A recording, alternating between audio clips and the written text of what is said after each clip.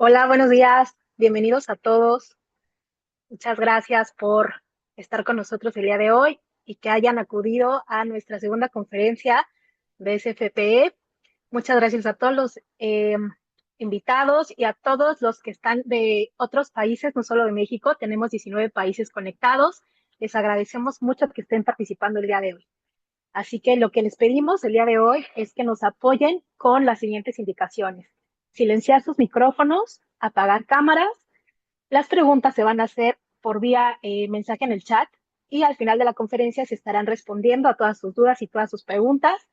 Y les recordamos que si tienen sugerencias y comentarios, nos los envíen al correo de contacto @sfpmexicochapter.org. Les compartimos la agenda. Vamos a darles una pequeña introducción de lo que es SFPE México Chapter, la misión, los objetivos. También vamos a hacer nuestra presentación de nuestro proponente, que es el maestro Jorge Vargas Díaz. El tema del que vamos a hablar es de los beneficios de contar con sistemas contra incendio y estar asegurados en edificios de gran altura y riesgos especiales combinados. Seguimos con la sesión de preguntas, hacemos el cierre de la conferencia y pues bueno, agradeciendo su participación. Queremos también hacer un agradecimiento especial a nuestros patrocinadores que hacen posible el día de hoy esté con nosotros la conferencia, a SEI, a Alliance, a FM, a la revista Contra Incendio, a Vitaulic y a Cuestia. Les comentamos que nuestra misión y objetivos de SPPE, el objetivo es fomentar el uso de la normativa nacional e internacional en la sociedad y en especialistas en protección contra incendios, la profesionalización de las personas en ingeniería contra incendios en México y difundir la cultura de la protección contra incendios. Nuestra misión es promover el uso de las mejores prácticas de ingeniería, fomentando la educación y capacitación de la seguridad contra incendios en la sociedad. Estamos muy agradecidos de que el maestro Jorge Vargas Díaz nos acompañe el día de hoy. Es un honor para nosotros y queremos comentarles que él es originario de Santa Catarina, Nuevo León. Es un referente nacional en la materia de protección contra incendios y gestión integral de riesgos. Él es ingeniero constructor por la Universidad Mexicana del Noreste y cuenta con una maestría en protección civil y seguridad laboral, así como una maestría en gestión integral de riesgos y protección civil, lo que respalda su sólida formación académica y técnica. Su trayectoria en el servicio público abarca casi 2 décadas dentro del honorable Ayuntamiento de Santa Catarina, donde ocupó los cargos de jefe coordinador y posteriormente director municipal de protección civil, esto de 2000 al 2012. Durante su gestión, impulsó la profesionalización del área, el fortalecimiento del equipamiento operativo y la capacitación constante de brigadistas, consolidando a la corporación como un referente nacional en respuestas a emergencias. Bienvenido, maestro Jorge Vargas. Gracias por participar con nosotros. Es un honor. Bienvenido. Hola, muchas gracias a todos. Gracias.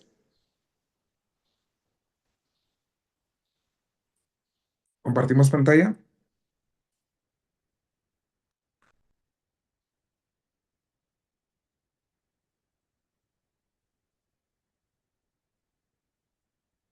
Sí, correcto, por favor, maestro. Sí, gracias. Ya estamos compartiendo.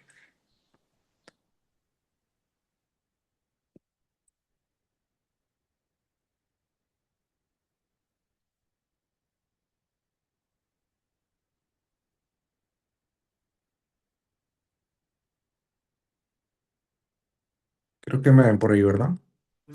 Sí, ya vemos ahí su presentación. Perfecto. Perfecto. Listo. Adelante, Listo. por favor, maestro. Pues muchas gracias a todos. Bueno, gracias por la presentación.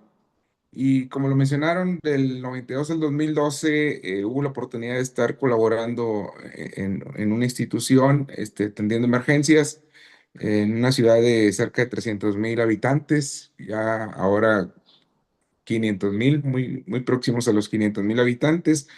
Y pues bueno, es una zona industrial con desarrollo en la zona norte del país.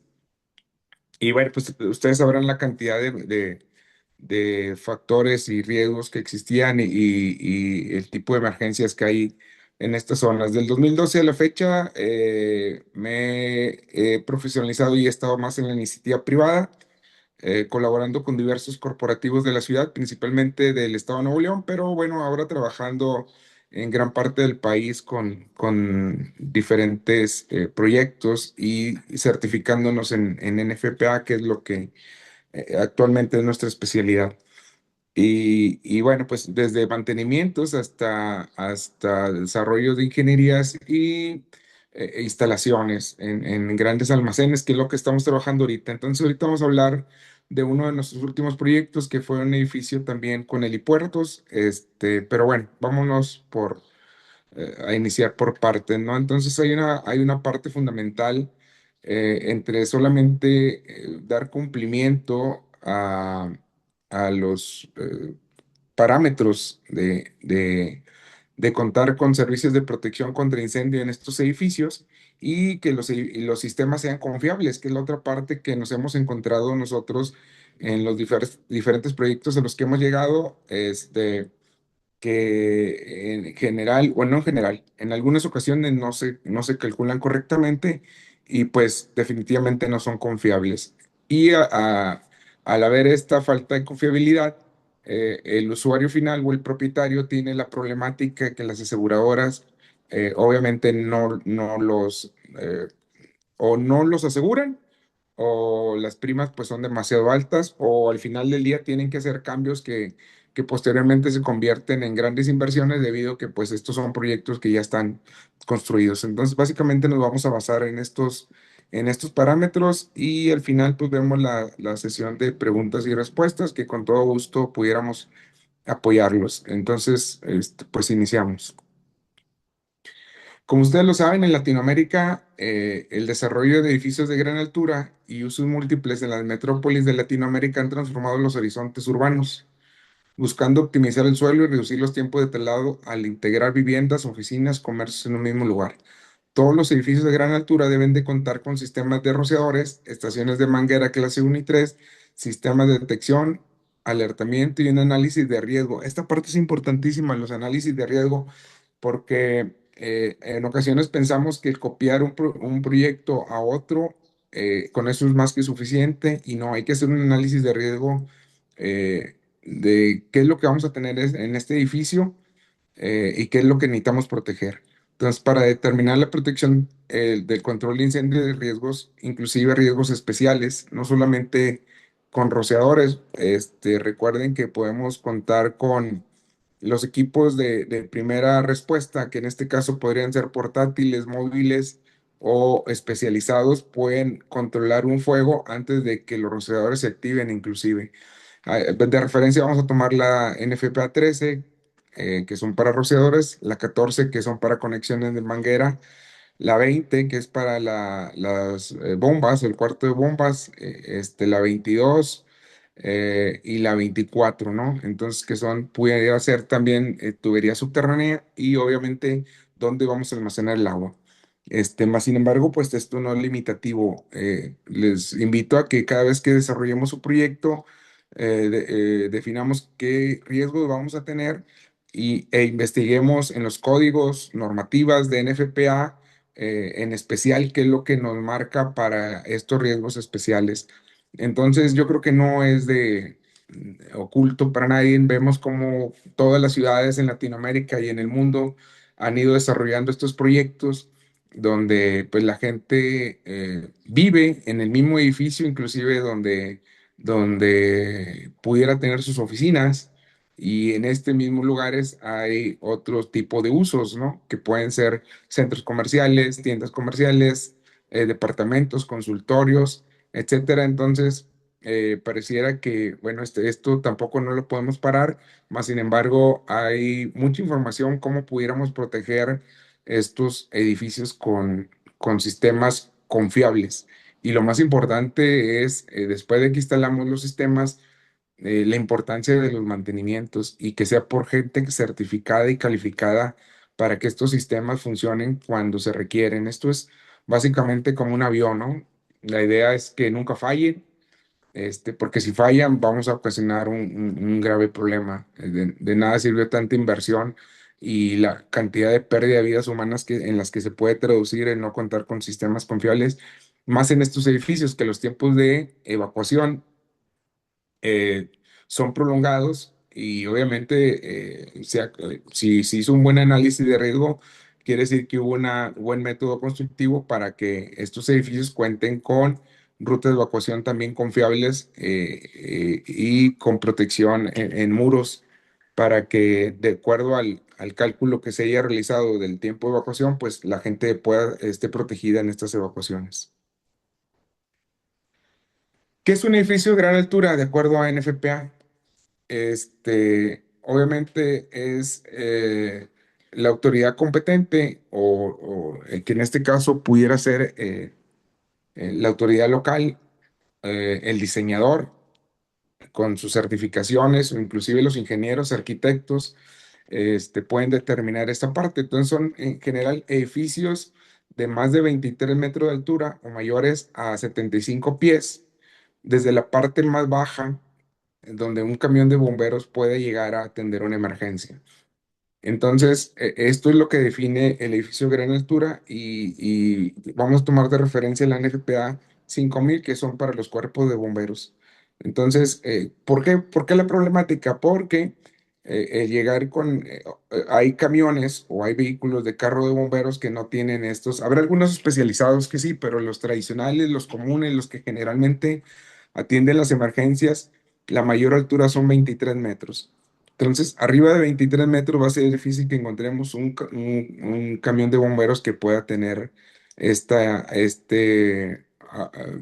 suministro, apoyo o atención de la emergencia que puede llegar a mayormente esta altura. Entonces, por eso toma referencia los 23 metros. Y eh, obviamente aquí vemos unidades del departamento de bomberos. En algunos casos están los escaleras comunes que varían entre 23 y hasta 41 metros. En algunas ciudades, pues ya desarrolladas, muy desarrolladas, hay vehículos de estas alturas. Autos, escaleras estándar en ciudades son comúnmente entre los 30 a 32 metros de altura, lo que mencionábamos hace un momento. Hay un récord mundial, la Magirus M68L, que alcanza 68 metros, y hay plataformas especiales. Pero bueno, estos no son muy comunes que los veamos en las ciudades, en la mayoría de nuestras ciudades, ¿no? Entonces, las más comunes son entre 30 a 32 metros de altura para que puedan atender. Ahí vemos algunas emergencias de incendios, eh, cómo están atacando. eh, pero bueno, esta es una de las limitantes, por eso son los edificios de gran altura. ¿Cuál es otro limitante y que nos marca NFPA, la NFPA 20? No todas las ciudades cuentan con camiones de bomberos como los que vemos a la izquierda de ustedes, que son equipos más nuevos, que son equipos que tienen mejores bombas, presión, son más sofisticados, que nos pueden ayudar a que cuando nos conectamos a los sistemas del edificio, pues no tengamos mucho problema para llegar a impresión y galonaje a la parte más alta de los edificios, arriba de los 23 metros, y para que los compañeros de bomberos puedan trabajar con mangueras, conexiones de manguera que han sido instaladas previamente en estos edificios. Habrá algunos departamentos de bomberos de algunas ciudades que tienen camiones como los de la derecha, donde muy seguramente a lo mejor ni siquiera va a llegar a los 23 metros de altura. Entonces, esta es otra referencia que maneja NFPA 20, donde si la limitante de los camiones de bomberos de la ciudad ni siquiera llegan a los 23 metros, pues esto también ya pudiera considerarse edificios de gran altura. Entonces, por eso es importante tener un análisis de riesgo que nos puede ayudar a determinar y el considerar estos conceptos, ¿no? También, no solamente el análisis de riesgo del uso del edificio, del método constructivo del edificio, sino en cuánto tiempo va a llegar las emergencias externas y, y si van a llegar, porque también hay ciudades, recuerdo el año pasado, para los que son acá de esta región, tuvimos en Nuevo León, específicamente en marzo, una emergencia por el clima, el tiempo, donde las velocidades del viento superaban los 50 y hasta 70 kilómetros por hora, donde la temperatura era mayor a 30 grados centígrados, donde la humedad relativa era muy, muy baja, menos del 20%, el 15%, y esto generó que en un solo día, entre las 11 de la mañana y las 4 y las 8 de la noche, yo recuerdo, estuvimos apoyando por ahí en algunas emergencias, hubiera más de 220 incendios.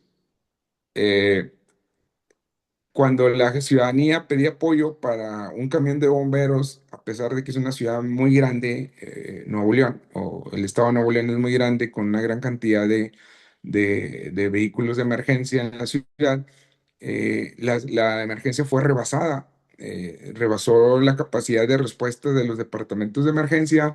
Hablaba yo con el titular, director de protección de bomberos de Nuevo León, estaba yo acompañando al titular de protección civil en uno de los puntos más críticos y, y había empresas que nos llamaban, a quienes atendemos, de que requerían camiones de bomberos y no había camiones de bomberos que pudieran llegar a las emergencias. Hubo un grupo, no voy a mencionar el nombre, pero con cerca de 100 brigadistas, con su sistema fijo contra incendio, en una planta que tiene alrededor de 100 hectáreas, donde manejan, uno de los almacenes es cartón, papel, otro de los almacenes es lubricantes, otro de los almacenes es acumuladores. Entonces estoy hablando de la misma empresa, pero todo lo tiene en el mismo parque industrial. Estuvo trabajando con cerca de 100 brigadistas con su sistema contra incendios y aguantaron al menos en la protección de la periferia, porque todo inició en terrenos baldíos, y estos terrenos baldíos llegaban a los patios de las empresas que tenían acumulado de materiales, muchos materiales, y esto arrojó que inclusive parques industriales completos se consumieran. Pueden encontrar mucha información por ahí de esta emergencia, pero a lo que me refiero es que igual en estos edificios de gran altura, o en algunos otros centros, pudiéramos tener, con todos estos temas del cambio climático y todo lo que está sucediendo hoy por hoy, que no lleguen los departamentos de auxilio. Entonces necesito ser yo, eh, tener yo los sistemas confiables para que en algún momento dado responder rápido a la respuesta. Entonces hay que hacer todos estos análisis de riesgo, cuando analizamos con qué es lo que vamos a contar y cómo vamos a protegernos. La capacidad de los camiones de bomberos, de acuerdo a la NFPA 1901, nos indica que la capacidad de los camiones utilizados por los cuerpos de bomberos es limitada, como todo, ¿no? Si la capacidad nominal de la bomba del camión de bomberos es menor a 3,000 galones por minuto, esta debería ser capaz de entregar lo siguiente: a 100% de la capacidad nominal de la bomba, al menos 150 psi; a 75% de la capacidad de la nominal de la bomba, 200 psi; y a 50% de la capacidad de la bomba, 250 psi. Obviamente, estamos hablando de que son camiones que tienen mantenimientos, que debieran de tener mantenimientos, que debieran estar funcionando correctamente, este, y bueno, pero ustedes conocen muchas ciudades de Latinoamérica donde a veces los recursos son limitados. Los camiones de bomberos llegan donados de otras partes del país a estas ciudades, y pues bueno, a veces los mantenimientos no son los más apropiados, o las bombas tampoco no son que cumplen con los estándares. Entonces, por eso la importancia de los análisis de riesgo. ¿Quién me va a venir a dar el apoyo? ¿Cuánto tiempo van a tardar en llegar? ¿Qué tipo de unidades, con qué tipo de unidades cuentan? Y si estas también son confiables. Entonces es importante hacer todos estos análisis, para saber qué tanto voy a soportar yo, o qué tipo de equipos o requerimientos necesito yo para ser autosuficiente. Hay algunos requerimientos de presión para los sistemas de bombeo del edificio. Ahora vamos a hablar del edificio. Este, en los sistemas contra incendio para estos edificios. Entonces, NFPA establece requisitos de presión para los sistemas de extinción. Recuerden que para la NFPA 14 establece una presión mínima de 100 PSI en la conexión de manguera más remota en sistemas clase 1 y 3. ¿Cuáles son los sistemas de manguera más remota? Vamos a hablar, y es bien importante considerar la altura, la manguera que esté más alejada de nuestro cuarto de bombas o nuestro sistema de bombeo, pero es bien importante considerar la altura. ¿A qué altura está esta manguera? Está a nivel de piso. Si estamos hablando de edificios de gran altura, pueden ser 50, 100, 150, 200 o más metros. Entonces, ¿a qué altura va a estar esta manguera para considerar qué tipo de equipo voy a requerir para que tener esta presión mínima que me está pidiendo NFPA 14, ¿no? En presión y galonaje. Y la NFP 13 establece una presión mínima de 7 PSI en el rociador más remoto. Mismo criterio, el rociador que se encuentre a mayor altura y la parte más alejada en nuestro edificio. Entonces, hay que hacer estos diseños. Vimos un diseño el año pasado en un edificio de 80 pisos, discúlpame, de 80 metros, donde la ingeniería les arrojaba una bomba de cierta capacidad. Cuando hicimos el análisis o la evaluación de esta ingeniería, omitieron un dato pues muy relevante.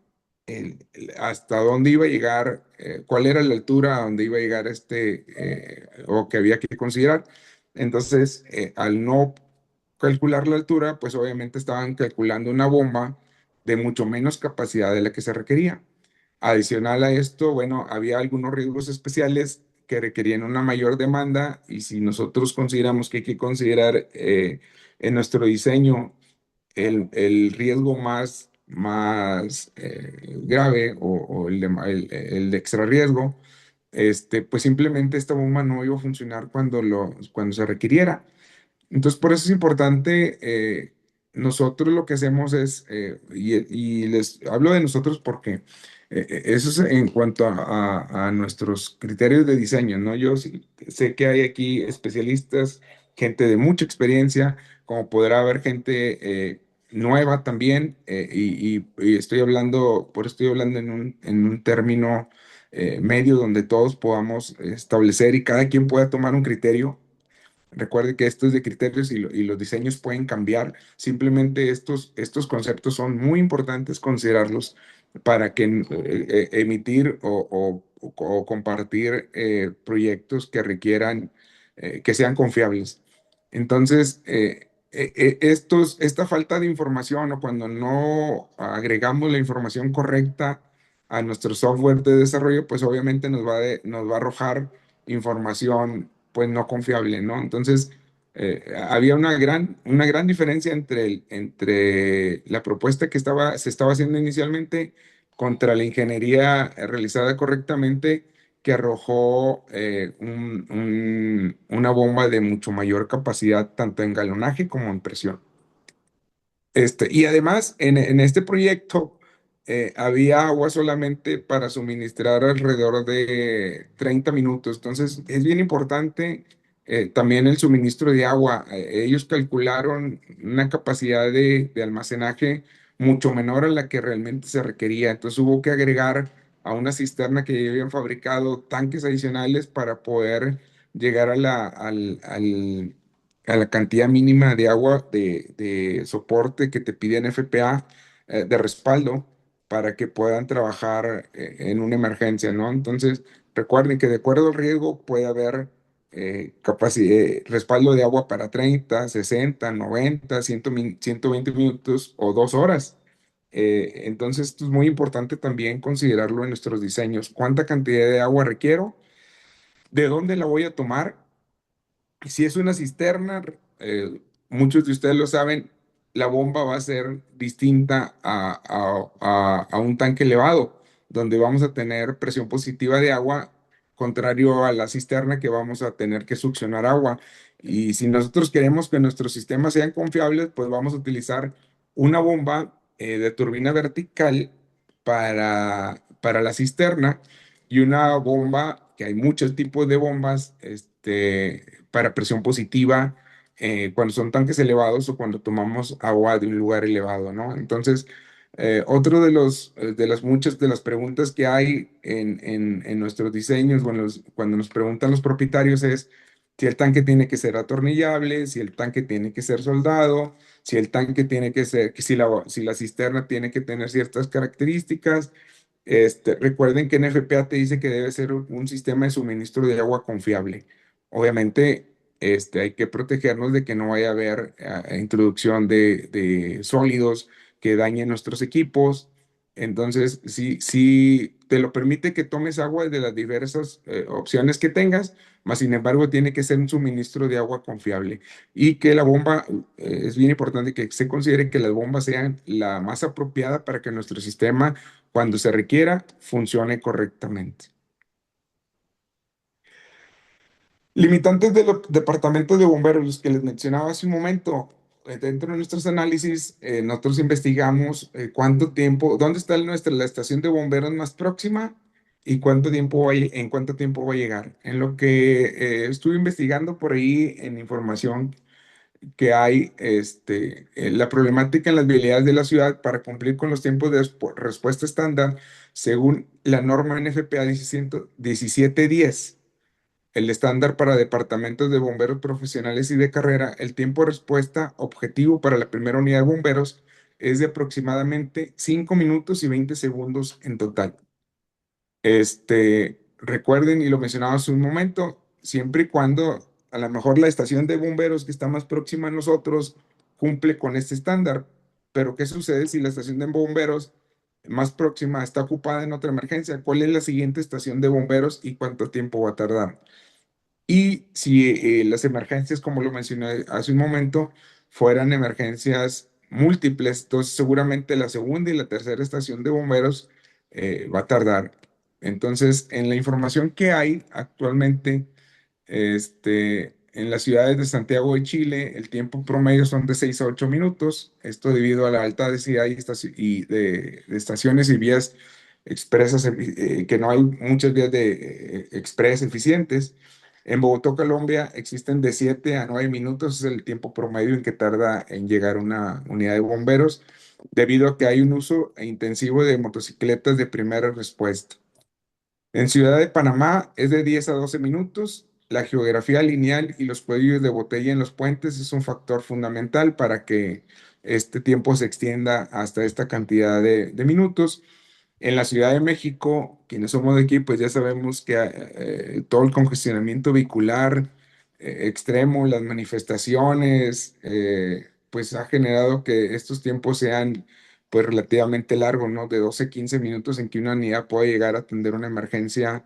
Esto es en promedio, ¿no? A algún lugar que tiene problemas. En Lima, Perú, es de 15 a 20 minutos. El tráfico pesado y la falta de cultura para hacer el paso a los departamentos de emergencias, pues hace que sea uno de las ciudades que tiene el mayor tiempo de respuesta para una atención de emergencias por el departamento de bomberos. Y bueno, vamos a tratar de desmenuzar estos edificios de gran altura. Muchos de ustedes seguramente los conocen. Vamos a encontrar en un edificio de gran altura un área comercial. Vamos a encontrar en un edificio de gran altura un área residencial. Esto puede ser hoteles, departamentos. Vamos a encontrar área de servicios que pudieran ser cines, consultorios, centros sociales. Eh, Vamos a tener también aquí, se van a incluir todo lo que ayude a eh, los cuartos de máquinas, los estacionamientos. Entonces, ustedes saben que en NFPA, de alguna manera, pues de acuerdo a su uso, tiene ciertos criterios para cada una de las áreas en cuanto a la protección para control de incendios y detección y alertamiento.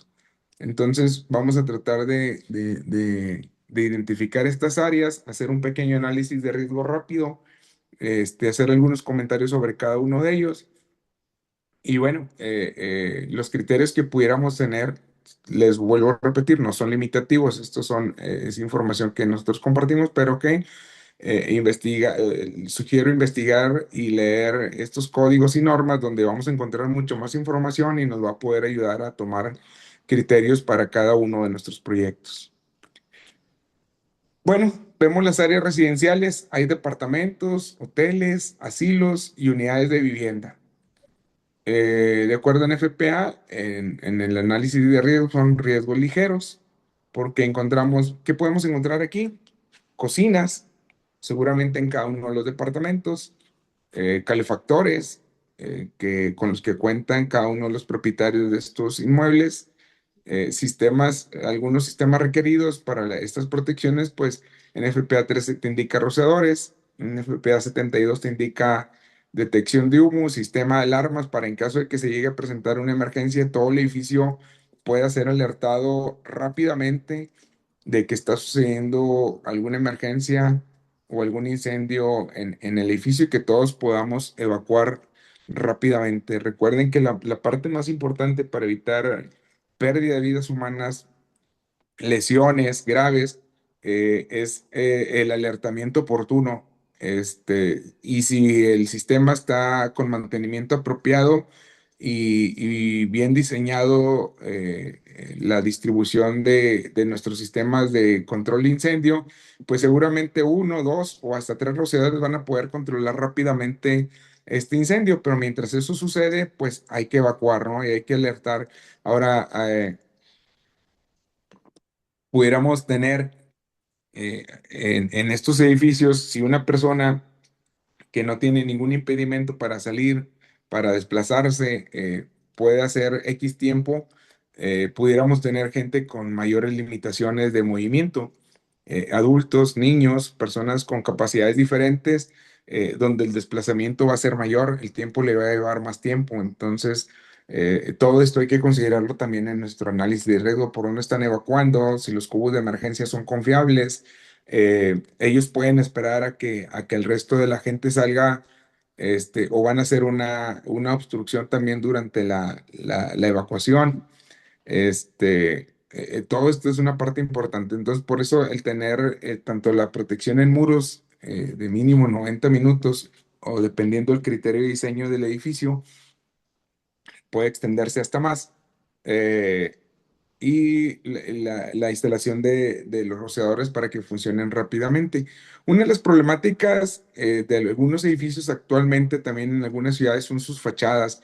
Hay elementos constructivos que son pues sí, se ven muy bonitos en sus diseños arquitectónicos, se ven espectaculares, pero resulta que el riesgo de propagación de fuego en estos elementos va a ser mucho mayor y pudiéramos ver que si el fuego alcanza el exterior de estas fachadas, pues rápidamente y más si son en los pisos bajos, más abajo de, no sé, medios, plantas bajas o los primeros pisos, el desarrollo del fuego va a ser muy rápido debido al efecto chimenea. Entonces, hemos encontrado, me tocó hacer una investigación de incendio en unos almacenes donde el fuego se fue por dentro de los paneles que tienen poliuretano y esto hizo que prácticamente la planta se perdiera totalmente. El fuego llegó al interior de este poliuretano, toda la planta obviamente para mantener la temperatura de los cuartos fríos o de la mayor cantidad de la planta, estaba construida con estos elementos constructivos, más sin embargo cuando el fuego llegó a través de una chimenea, elevó la temperatura de estos elementos, el fuego se fue por dentro de los paneles y obviamente al aplicar agua en los paneles por la parte exterior, ustedes los conocen, alguno de ellos es lámina. Obviamente el agua no llegaba al interior de estos paneles y muy rápidamente toda la planta se consumió debido a la propagación de fuego por estos elementos. ¿Qué más encontramos en un edificio de gran altura? Las áreas comerciales. Vamos a encontrar ocupaciones mercantiles, ocupaciones de negocios, ocupación de cuidados a la salud, ocupación de guarderías, inclusive hay guarderías en estos edificios, entonces ahí vamos a tener otro riesgo muy importante que es nuestros niños y que puede haber desde lactantes hasta niños de preescolar o guarderías, más bien, guarderías, que algunos vamos a tener que sacarlos cargados si fuera necesario. Algunas guarderías inclusive están en sótanos. Este, y bueno, llegan los papás, los dejan en las guarderías, suben a sus oficinas, o bajan de los departamentos, bajan a las guarderías y posteriormente suben a las oficinas si es que trabajaran en el mismo edificio. Que esto es un método, pues bueno, como lo vimos hace un momento, para evitar desplazamientos en la ciudad, prácticamente vives y convives en el mismo edificio, pero bueno, son riesgos que se van sumando a los usos de estos mismos. Y hay ocupaciones, además hay ocupaciones para reuniones públicas que pueden ser cines, centros sociales, que pueden ser otro factor también de riesgo. Vamos a ver qué encontramos en las ocupaciones mercantiles. Hay riesgos especiales, vamos a entrar con los riesgos especiales. Podemos encontrar cocinas, site de cómputo, cargadores de baterías o montacargas, principalmente esto lo vamos a ver en los centros comerciales donde hay que estar moviendo la mercancía y vemos cómo cuentan con estos cargadores. Muchos de estos montacargas son a través de baterías y en algunos otros casos pues es gas LP. Vemos pulidores de piso. Aquí lo puse donde se observa el tanque de gas, pero hay algunas otras pulidoras que van cubiertas, entonces no sabemos o no vemos que son gas y puede generar también, si no se les da mantenimiento apropiado, y los vemos trabajando durante la apertura o muchas veces cuando hay clientes en estos centros comerciales están estas pulidoras trabajando y que pueden generar en algún momento dado algún tipo de fuego o incendio. En las cocinas, si no hay buena ventilación, si no hay buen mantenimiento, ya sabemos que la propagación del fuego en estas cocinas, si no tienen un sistema apropiado de control de fuego y bien diseñado, pues también estas cocinas han generado graves problemas, ¿no? Y en el caso de los sites, ahorita vamos a centros de datos, ahorita vamos a ver los criterios de diseño, tanto para la protección de los mismos centros de datos, pero también lo que debemos de considerar tanto en cielos falsos como en pisos falsos, ¿no? Donde también debemos de tener los sistemas de protección apropiados. Equipos en cocinas. Aquí vamos a utilizar la NFPA 96, donde vamos a encontrar el sistema apropiado de ventilación para extracción de los humos, el mantenimiento para retirar el exceso de grasas y los sistemas para el control de fuego, ¿no? Aquí vamos a encontrar también que estos sistemas deben de tener bien diseñados su corte de gas en caso de que se presente un fuego, las boquillas apropiadas, no todas las boquillas son las mismas, entonces hay boquillas para parrillas, hay la boquilla apropiada para las planchas, hay la boquilla apropiada para la freidora, y debe ser la cantidad de acuerdo a los diseños. Hay boquillas que van, recuerden ustedes, muchos de ustedes lo saben, dentro donde van los switches que van a realizar la activación automática, donde están los sistemas de ventilación o ya prácticamente la salida a las chimeneas por dentro, donde muchas veces se va acumulando la grasa y pudiéramos tener el inicio del fuego en estos puntos. ¿Son confiables? Definitivamente sí. En lo personal me ha tocado en nuestros clientes que son una cadena de tiendas comerciales, de supermercados. Hemos tenido 3 incendios, no conatos, 3 incendios en cocinas y los 3 han sido resueltos en segundos prácticamente. Y obviamente lo que ha requerido fuera ahí es el mantenimiento, obviamente rehabilitar el sistema, la limpieza, y han funcionado en automático. ¿Y qué nos conlleva esto? Que bueno, la continuidad de operaciones. Una tienda comercial de este tipo acá en nuestra región, en promedio tiene un promedio de venta de alrededor de 1 millón, 1,5 millones de pesos diario. Que si yo paro operaciones de un centro comercial de este tipo, las pérdidas por no haber instalado un sistema apropiado, pues pueden ser mayores. Entonces, si ponemos en la balanza, cuando nosotros diseñamos y les proponemos a los propietarios o al usuario final estos proyectos de protección, hay que considerar esta parte también. Oye, ¿qué pasa si tú tienes un incendio, un fuego y no consideraste estos riesgos especiales, no lo protegiste apropiadamente? ¿Cuánto te cuesta instalarlo o cuánto te cuesta no tener este sistema? ¿Cuánto tiempo vamos a estar detenidos? Es cierto que las aseguradoras te van a pagar, pero ¿cuál fue la cantidad de pérdida que tuviste, los daños? ¿Vas a estar un día, 2 días, 3 días, 4 días en el mejor de los casos si solamente fue una sanción por una autoridad de inspección, tanto del Departamento de Bomberos, llámese Protección Civil o alguna otra autoridad, o los daños han sido tales que vas a tardar varios meses en regresar a la operación? Cuando pones esto en la balanza, pues obviamente el contar con un sistema, pues obviamente te va a dar mucha garantía de continuidad de operaciones.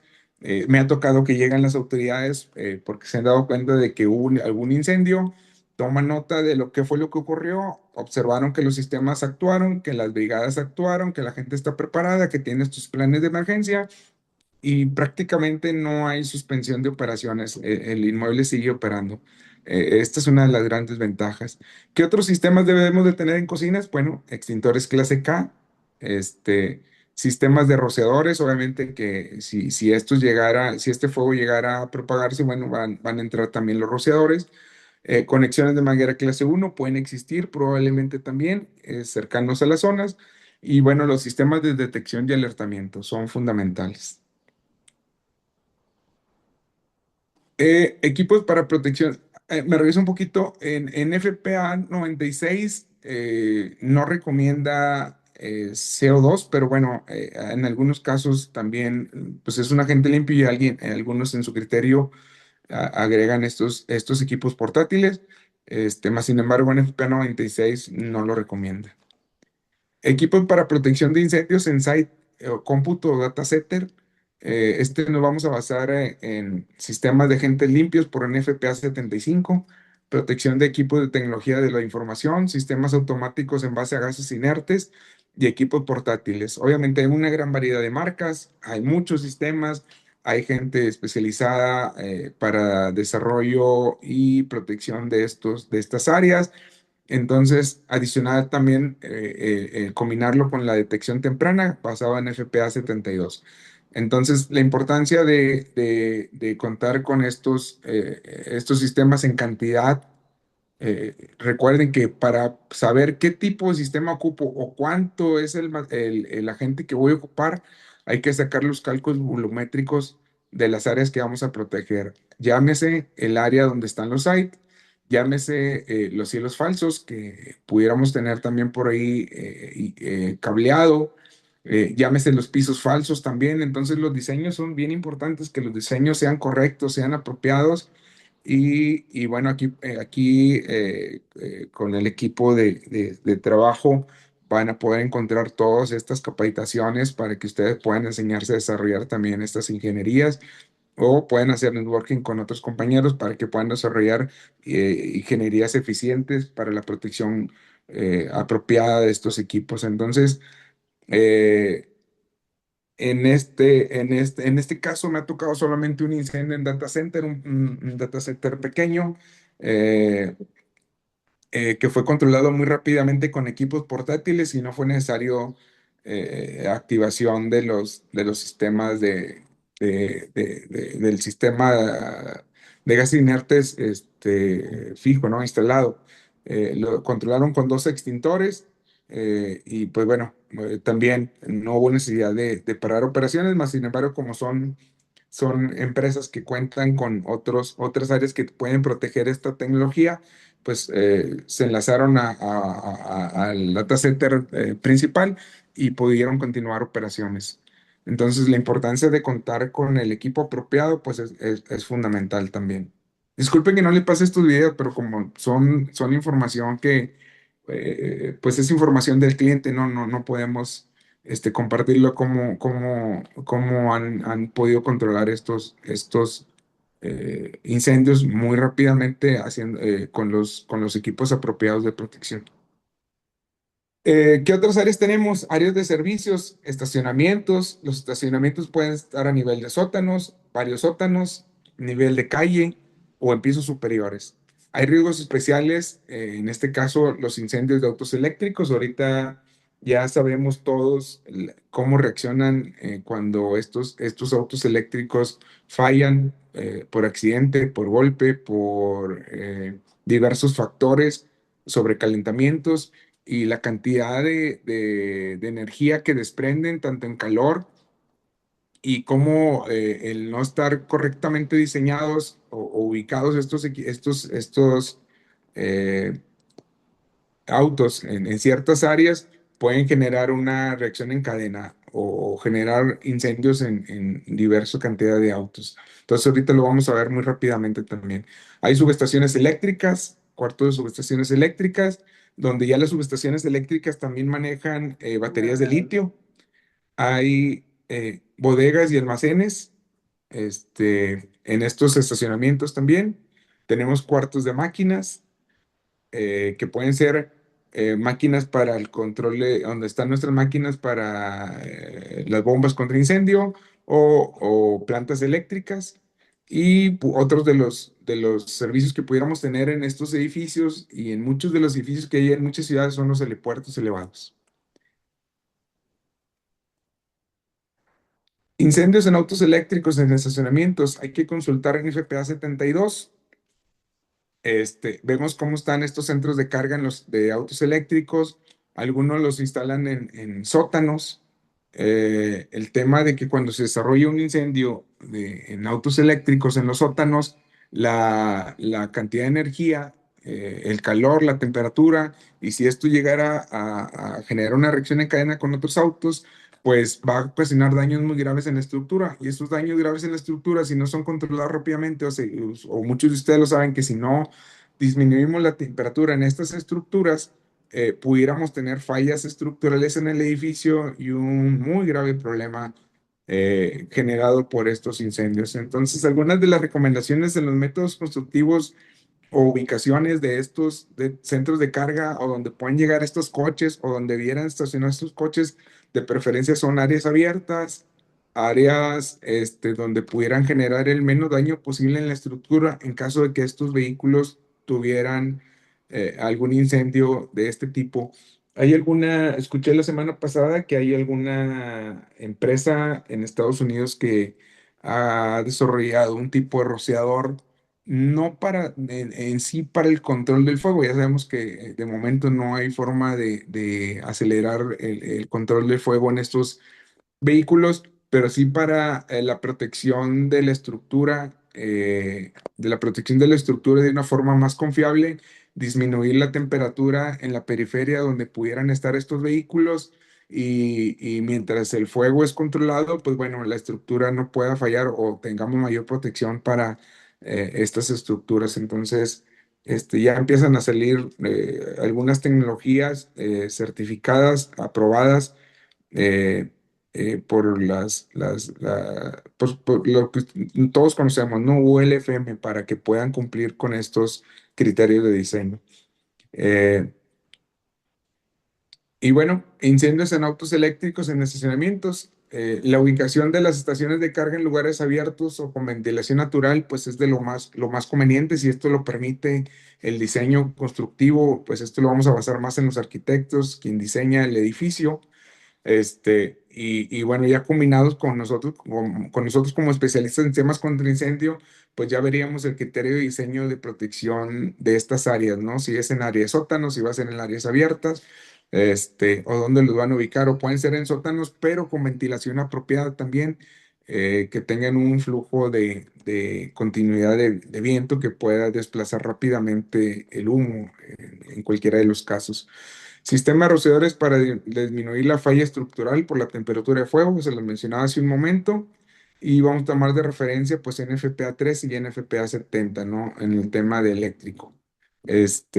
Aquí en la parte inferior vemos una agencia de autos de este tipo, autos eléctricos, y bueno, pues prácticamente vemos todo consumido, ¿no? Fue una reacción en cadena. Subestaciones eléctricas. Muchas veces estas subestaciones eléctricas están ubicadas en sótanos. Este, eh, Obviamente, pues por la ubicación y pueden estar ubicados inclusive hasta en el sótano, en el último sótano del edificio, que puede ser el sótano desde el 2 3 4 hasta el 7 8 9 10 dependiendo la cantidad de sótanos, ¿no? Este, y bueno, ¿cuáles son las problemáticas que hemos tenido con estos temas? Es que la propagación de humo y el efecto chimenea, pues hace que llegue muy rápido a las partes más altas del edificio, a pesar de que están en el sótano. Y si esto involucra algunos cubos de emergencia o algunos cubos de escalera más bien que llegan a las plantas bajas, pues puede generar una problemática, al menos en los primeros niveles de las áreas comerciales al llenarse de humo o al haber humo en estas áreas. Entonces, la combinación nuevamente entre los sistemas de detección y alertamiento para evacuar a tiempo en caso de que tuviéramos otra problemática, pues es importantísima. Hay la falla en los transformadores por falta de mantenimiento o transformadores que inclusive ya están fuera de norma o no están certificados.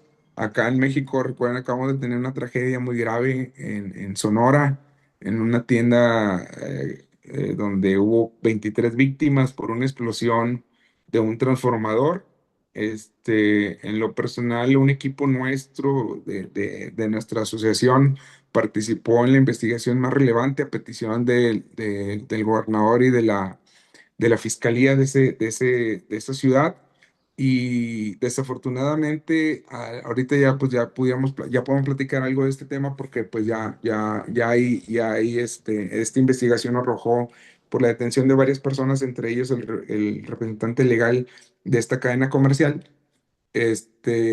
Pero desafortunadamente el equipo estaba fuera de norma, no tenía mantenimientos, estaba ubicado en una zona que al momento de que se generó esta explosión eh, dañó o generó un incendio en la única salida que había de este edificio y obviamente toda la gente se quedó, 22 personas en el interior del edificio perdieron la vida, la mayoría por humo, una persona por quemaduras y una persona que estaba en el exterior, que iba cruzando en la parte exterior de la calle, ¿no? Y obviamente, pues hubo muchas omisiones. Esa parte sí todavía sigue en investigación, no lo puedo mencionar, pero hubo muchas omisiones y no solamente desde un año atrás, fueron omisiones de muchos años atrás, de muchas dependencias, no solamente de una dependencia. Entonces, la importancia de que al usuario final o al propietario del inmueble lo asesoremos correctamente de qué es con lo que se debe cumplir en cuanto a mantenimientos de todas las áreas de servicio con los que cuenta el edificio y volvemos y reiterar de nuevo la importancia de las alternativas de evacuación en cantidad, la cantidad de rutas de evacuación, la cantidad de puertas de emergencia, la ubicación de la salida de emergencia, la señalización, los sistemas de detección y obviamente los sistemas confiables para la protección del fuego, que esto al final del día es lo que evalúa la aseguradora cuando hace estas evaluaciones. Y pues lo principal, ustedes lo saben, evalúan la ingeniería con la que se diseñó los sistemas de detección, alertamiento y control de fuego. Esta subestación eléctrica es uno de los centros comerciales que atendemos en estas gabinetes que ustedes ven aquí. Este está ubicado en un sótano del nivel 2. Son baterías de litio. En la parte interior de estos gabinetes sean puras baterías de litio y una de las preocupaciones del propietario es, en caso de un fuego, ¿cómo voy a proteger o cómo me va a afectar? Si por el momento no hay forma de controlar el fuego y fue a petición de la aseguradora. ¿Qué es lo que pudiéramos poner aquí? Nos pregunta el propietario. Rociadores, mangueras. Ustedes ven que hay, pues son cuartos eléctricos y como muchos de ustedes lo saben, pudiéramos poner o proponer rociadores con un sistema de doble enclavamiento, que es lo que se llama, que no se activa hasta que haya una segunda confirmación de un fuego por detección. o sistemas secos. Hay muchas alternativas, hay muchos criterios de diseño. Y bueno, lo que se propuso aquí adicional fue de instalar muros cortafuegos en estos gabinetes, que protegieran el área de estos gabinetes, con la finalidad de que la estructura no resultara afectada y por consecuencia no tuviéramos daños estructurales. Hay una gran cantidad de baterías aquí de litio, entonces obviamente un fuego va a generar una reacción en cadena y una gran cantidad de temperatura en este cuarto de transformadores. Entonces tiene que ser un criterio de diseño, pues tomando diferentes alternativas. Ya no solamente están los coches, afuera de esta parte de este cuarto de eléctrico o subestación eléctrica tenemos los estacionamientos, ¿no? Y en la parte superior hay estacionamiento y ahí en el tercer nivel ya inicia el área del centro comercial. Entonces, hay diferentes sistemas, ya lo mencionábamos, para los transformadores, sistemas de diluvio de agua pulverizada, extintores con agentes limpios, sistema de detección y alertamiento. Entonces, vamos a utilizar los criterios de NFPA 13, la 70, la 72, y vuelvo a lo mismo, no son limitativos. Pudiéramos investigar, hay otros códigos o normas, pero estos son las bases para tomar criterios de diseño en estas instalaciones de subestaciones eléctricas que pueden generarnos graves problemas. Obviamente, la ubicación de estos áreas de servicio, pues es bien importante considerarlos en nuestros análisis de riesgos. Y lo importante sería que considerarlos desde los métodos constructivos, ¿no? Desde que se está diseñando en el edificio y que pudieran participar los especialistas en fuego, para que pudieran tomar la mejor decisión dónde ubicar estos cuartos de subestaciones. ¿Qué otros riesgos tenemos en los estacionamientos o en los sótanos? ¿Han observado ustedes que ahora también hay estos almacenes o pequeños almacenes para que cuando hay oficinas o los mismos propietarios de los departamentos puedan almacenar pues lo que ellos deseen, ¿no? Aquí hay una falta de control en lo que se almacena. Obviamente, si no está eh, bien ordenado, qué es lo que sí no se debe permitir almacenar, pues pudiéramos encontrarnos líquidos inflamables, gases inflamables, sólidos combustibles, falla o falta de mantenimiento en instalaciones eléctricas puede ser una combinación perfecta para que pudiéramos tener un inicio de fuego en estos almacenes o pequeños almacenes que están en los estacionamientos, en los sótanos, y obviamente por consecuencia una rápida propagación a otras áreas del edificio, tanto de fuego como de humo. Y pues obviamente daños estructurales por ondas inclusive expansivas o por explosiones que nos van a generar graves problemas en caso de que esto no esté regulado o controlado. ¿Qué se propone aquí? Bueno, pues obviamente algunos diseños y arreglos, pues lo más importante es tener detección y control de fuego, ¿no? Protección con sistemas rociadores dentro de cada uno de los almacenes, detección y alertamiento con sensores de humo y en su caso, si fuera necesario, detección de gas, si está permitido eh, almacenar algún tipo de gases flamables en estos almacenes, pues es importantísimo contar con detectores de gases. Eh, las estaciones de manguera pues nos van a ayudar en caso de que estos sistemas no puedan controlar el fuego, pues vamos a requerir que personal entrenado o los mismos departamentos de emergencias, al tener limitación de acceso a estas áreas en cuanto a los vehículos de bomberos o carros tanque, van a tener que utilizar las mangueras para poder controlar un fuego que ya se salió de control en estas áreas. Entonces aquí vamos a tomar de referencia en FPA 13, 14 y 72. Obviamente el criterio de mangueras, si es uno o dos, pues obviamente ya lo saben ustedes, vamos a saber qué tanto riesgo hay en estas áreas. Si es un riesgo ligero, pues a lo mejor una clase 1 es más que suficiente, pero si vamos a tener mucha cantidad de almacenamiento, pues a lo mejor no va a requerir una clase 3 donde tenemos mangueras ya de 1,5, de 2,5, para que personal entrenado del departamento de bomberos pueda trabajar apropiadamente en estas áreas. ¿Qué otros riesgos tenemos? Pues los cuartos de máquinas, ubicación generalmente en sótanos, tipo de equipos, pues te podemos tener plantas de emergencia, que ustedes ya lo saben que manejan diésel, combustible líquidos, ahí hay transformadores también, y pues los sistemas contra incendio. Yo creo que no sé si a alguno de ustedes les ha tocado incendios, inclusive en los cuartos de los sistemas contra incendio, han escuchado. Este, y bueno, ¿por qué suceden los incendios en los cuartos de máquinas? En lo personal me ha tocado dos incendios en cuarto de máquinas del sistema contra incendio.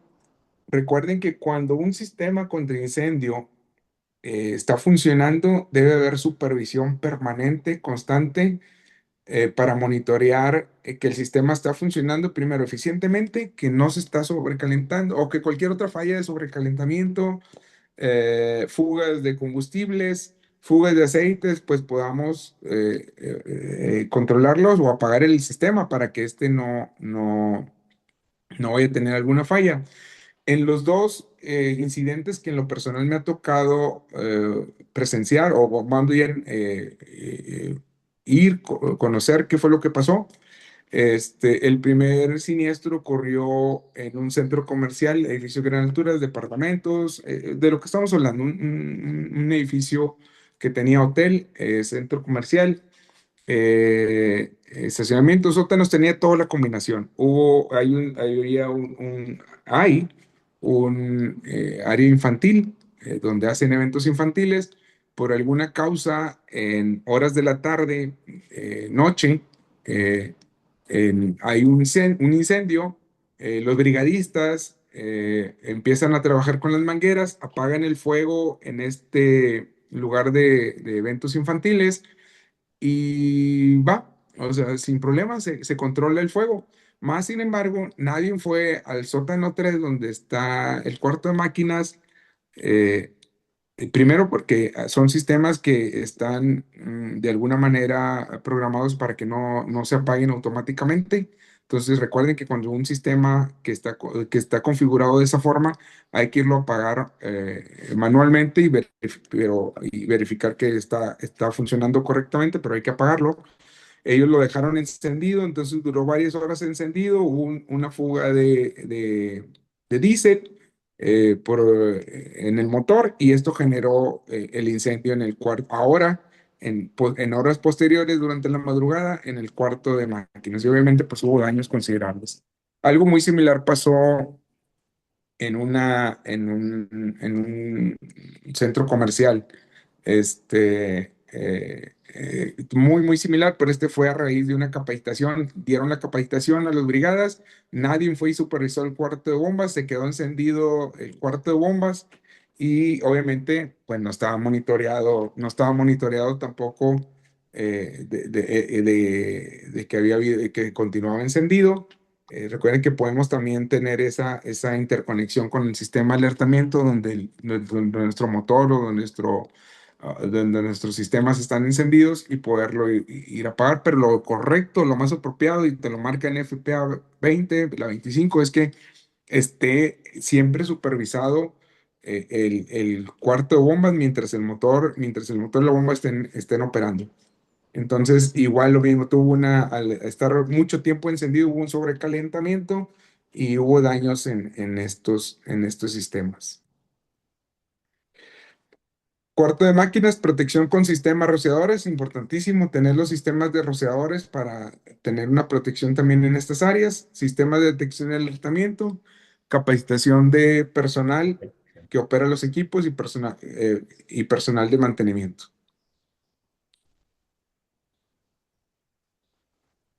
Este, Aquí la parte de helipuertos elevados. Ya sabemos que muchos de los edificios en helipuertos elevados, aquí vamos en algunos helipuertos, y principalmente los elevados, aquí vamos a hablar de helipuertos elevados. Son helipuertos emplazados sobre una estructura terrestre elevada, porque habrá otro tipo de helipuertos, por eso nos vamos a enfocar principalmente en este. Y para este criterio vamos a utilizar NFPA 418, que nos va a dar los estándares para los helipuertos, en cuanto en cuanto a diseño y protección contra incendios. Nosotros en nuestro caso en México utilizamos también el criterio de la Dirección General de Aeronáutica Civil. Ajá, ahorita se lo paso por correo. Órale. Es- por ahí, Ninguno. por ahí está activado el micro. Eh, y vamos a utilizar bueno, nosotros utilizamos el criterio de diseño también de la Dirección General de Aeronáutica Civil, de la Secretaría de Comunicaciones y Transporte, la Circular Obligatoria 2022, requisitos para regular la construcción, modificaciones y operaciones del helipuerto. Adicional a la NFPA 418, pero también tenemos que combinarlo con la NFPA 13 para rociadores, 14 para la conexión de manguera, 20, 22, 25 y se me pasó aquí la 17 que es espumas. Es bien importante considerar el sistema de espumas para la protección de estas áreas. Entonces, en el criterio, en un último criterio de diseño que observamos nosotros por ahí propuesto en algún proyecto, eh, se había propuesto instalar dos monitores solamente en estos proyectos. Tenían dos helipuertos. Había una diferencia de alturas entre uno y otro, pero solamente estaban considerados dos monitores por cada helipuerto. ¿Por qué no lo consideramos confiable nosotros? Este, Vamos a hablar aquí de que en los helipuertos elevados, ¿cuáles son uno de los factores importantísimos que nos puede afectar en estos helipuertos? Y esto dependerá mucho de las alturas, de las posiciones, de la ubicación de los edificios, llámese en la ciudad, en qué ciudad está, qué altura está, la altitud, qué tan cerca estamos de ciertas áreas como serranías, pues obviamente los vientos. Los vientos es un factor fundamental. Si yo instalo dos monitores en un helipuerto, muy seguramente al menos uno de los monitores lo voy a tener con una protección poco eficiente debido a que si no consideré los vientos predominantes, las velocidades de viento en esta zona durante el año y el promedio, pues muy seguramente solamente voy a tener, si esto funciona de alguna manera, un solo monitor protegiendo un accidente en esta área. Entonces, por eso no lo consideramos nosotros confiable. NFPA 418 nos indica que debemos de inundar con espuma por lo menos 10 minutos el área. Y el área también, la cantidad de espuma que vas a ocupar, la cantidad de agua que vas a ocupar, está en relación a los metros cuadrados del área a proteger. Y los metros cuadrados va a estar en relación a el equipo aéreo que va a aterrizar ahí. Entonces, hay equipos aéreos. ¿Por qué? Por la cantidad de combustible que maneja cada uno de los helicópteros. No es lo mismo un helicóptero, vamos a llamarlo para hacerlo estándar, de cuatro plazas a un helicóptero, un Black Hawk o un equipo que ya traslada, es más pesado, con más personas, 12, 16, 18 personas, que manejan, hay equipos que pueden llegar en sus tanques a almacenar hasta 1,700 litros de combustible y es turbocina. Entonces, ¿qué es lo que sucede y en lo que estuvimos investigando nosotros en los accidentes aéreos que han ocurrido en estos helipuertos? Es generalmente en el despegue o aterrizaje, obviamente. Generalmente vuelcan por algún tipo de condición, tanto de viento o de operaciones. En muchos casos, y de acuerdo a la investigación que realizamos nosotros, ha sido por fallas humanas. Entonces, estos al caer o volcar generan esta cantidad o fugas de combustible.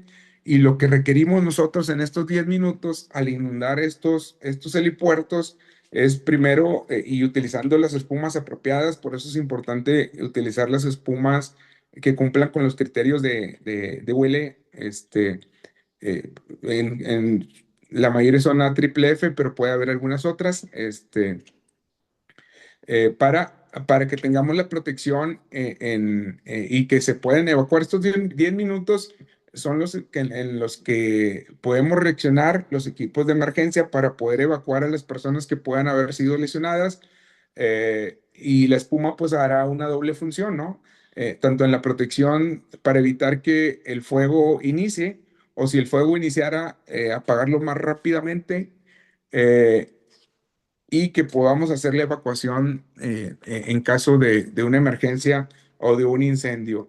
Generalmente podemos utilizar monitores en 4 o 5 posiciones para que lo que mencionamos un momento, el viento no sea un factor, en contra, y que pudiéramos tener al menos 2 o 3 boquillas, hasta 4, inundando esta área donde pudiéramos tener el accidente.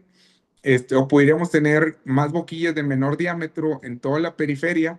Es otro criterio de diseño que pudiera inundar en los metros cuadrados que nos pide en FPA 418, en cantidad, con las espumas. Entonces, en este diseño que nosotros habíamos analizado el año pasado, tampoco no tenían considerado espumas.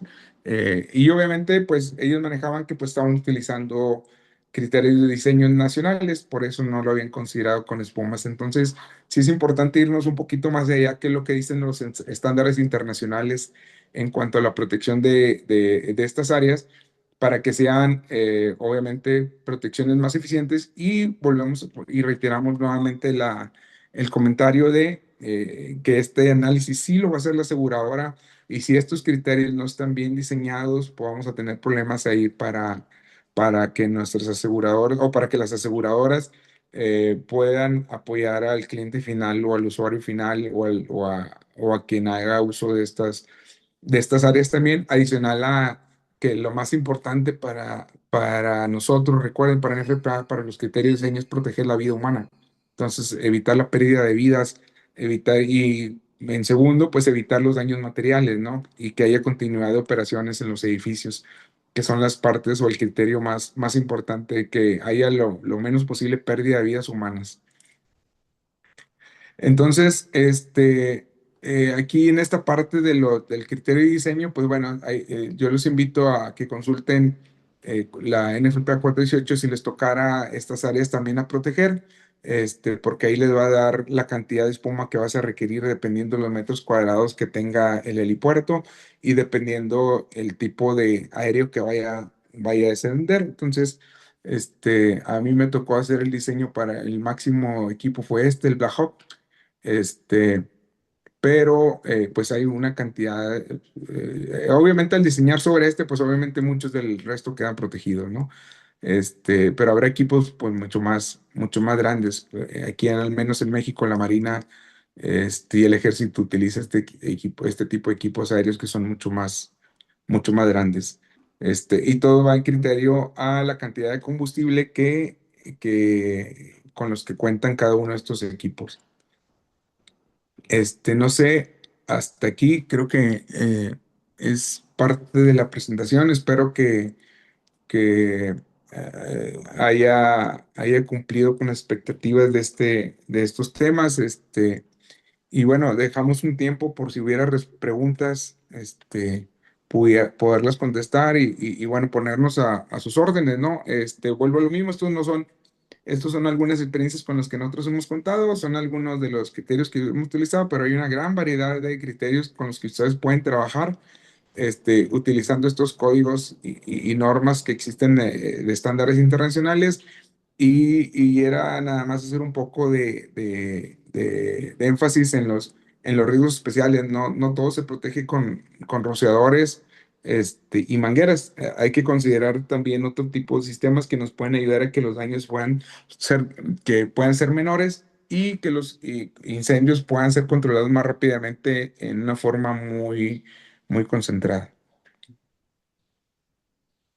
Muy bien, muchas gracias, maestro Jorge. Muy interesante tu Gracias. presentación que nos haces. Y vamos a proceder a las preguntas que nos hacen llegar aquí a través del chat. Primeramente, agradecer a todos los que estuvieron participando con sus comentarios. Hay algunas felicitaciones. Les agradecemos su presencia. Tenemos por aquí una pregunta de Luis Armando Pérez Barragán. Bueno, ese es en cuanto al capítulo. Nos pregunta que si la presentación se va a subir al canal de YouTube. Sí, en días posteriores vamos a tener dentro de nuestro canal esta presentación para que la puedan volver a repetir o compartir con alguien más que no pudo estar presente el día de hoy. Y pasamos a la pregunta de Benjamín Núñez. Nos pregunta que cuál debe de ser el volumen de agua almacenado para combatir o confinar incendios. Se refiere al tamaño de tanques o cisternas. Claro, recuerden que eso va a ir en relación siempre al riesgo que vas a proteger. Entonces, pueden ser, y va en relación, si tú tienes una bomba, voy a ser muy, digo, todo depende de ingenierías. Recuerden, siempre básense en ingenierías y obviamente ingenierías por personal certificado.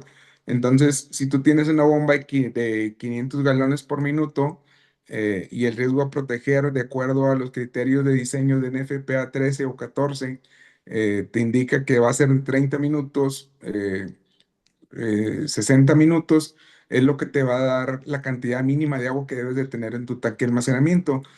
Otros de los criterios es, recuerden, generalmente te piden calcular el rociador, o sea, el área de diseño de los rociadores, y sumarle el consumo de agua de las dos mangueras, que en promedio pueden ser, no sé, te voy a dar un número, 250 galones por minuto. 250 galones por minuto, si tu riesgo es ligero, pues lo vas a multiplicar por los 30 minutos y te va a dar ahí el galonaje que vas a requerir mínimo para tu sistema contra incendio. Podrá arrancar desde los 60,000 galones, a lo mejor vas a llegar hasta el 1,000,000 de litros de agua, si es un riesgo extra, donde vas a requerir 90 minutos, 120 minutos de protección de diseño. Entonces, es bien importante darle una revisada porque recuerden, cada criterio de diseño va a estar basado en nuestro análisis de riesgo. Nuestro análisis de riesgo nos va a decir qué vas a proteger: riesgo ligero, riesgo extra, extra riesgo, y en base a eso nos va a dar la información. A lo mejor te dice, vas a utilizar una bomba de 2,000 galones por minuto y ocupo que, de acuerdo a tus riesgos, porque es un riesgo extra, se proteja por 120 minutos, pues a lo mejor ahí sí ya te va a dar casi 1,000,000 de litros de agua de almacenaje exclusivo para el sistema contra incendio. Muy bien, Jorge, muchas gracias. Aunando un poquito a este tema, ¿consideras entonces que cuando se tiene en algunos reglamentos requerimientos de una dotación de agua en base a metros cuadrados de construcción, no pudiera compaginar con el comentario que haces? Eh, Recuerden que en el caso de NFPA te dice que vamos a calcular y a diseñar para un riesgo, o un solo riesgo o una emergencia en sí. Este, También los metros cuadrados tienen que ver, recuerden que vimos ahí lo de los helipuertos, donde también te da los pies cuadrados a proteger, y esto va a estar basado en lo que vayas a almacenar también. Entonces, en lo que vayas a almacenar. Pero el galonaje, sí lo he visto en algunos criterios de diseño y en México lo vemos muy comúnmente en la 002, te dice que de acuerdo a los metros cuadrados, mínimo debe tener cierta cantidad de agua, pero sentimos que ese método no es tan confiable. No es tan confiable porque se queda muy limitado en cuanto a la capacidad de agua. eh, en lo que nosotros hemos observado. No he visto otros reglamentos en otros países cómo lo están manejando, pero yo le sugeriría que si en NFPA tiene códigos y normas donde hay miles de especialistas de todo el mundo, entre bomberos, ingenieros, arquitectos, gente involucrada en las emergencias, y que están en constante y permanente actualización, creo que es lo más confiable que he encontrado, al menos yo hasta ahorita, en cuanto a los criterios de diseño. Muy bien. Agradecemos el comentario adicional que con respecto a este punto, esta pregunta nos hace Iván Palomares y hago mención. A reserva de lo que digamos de opinión del instructor, te comparto que no se puede establecer una forma fía, un volumen, pues debe de tener en cuenta el gasto de las bombas, diámetros, altura de tubería, dimensiones y longitud, el tiempo estimado de llegada de bomberos, espacio físico para una cisterna o tanque elevada. Y Correcto. correcto, muy bien. Y pasamos a otra pregunta. Esta es de Adolfo Jurado Valencia. Nos pregunta, ¿cuál es el tiempo máximo que podemos tener para realizar una inspección antes de mandar una evacuación a todo el edificio? ¿Hay alguna norma que lo especifique? Y comenta que esto es debido a que encontró en un edificio que tiene un delay de casi 2.15 minutos antes de mandar a una evacuación completa. El criterio debiera de ser, recuerden que prácticamente en automático, o sea, es lo más rápido posible porque esa emergencia pues se puede salir de control, pero en FPA 101 y en FPA 72, perdón, principalmente, en FPA 72 podemos encontrar todos esos diseños.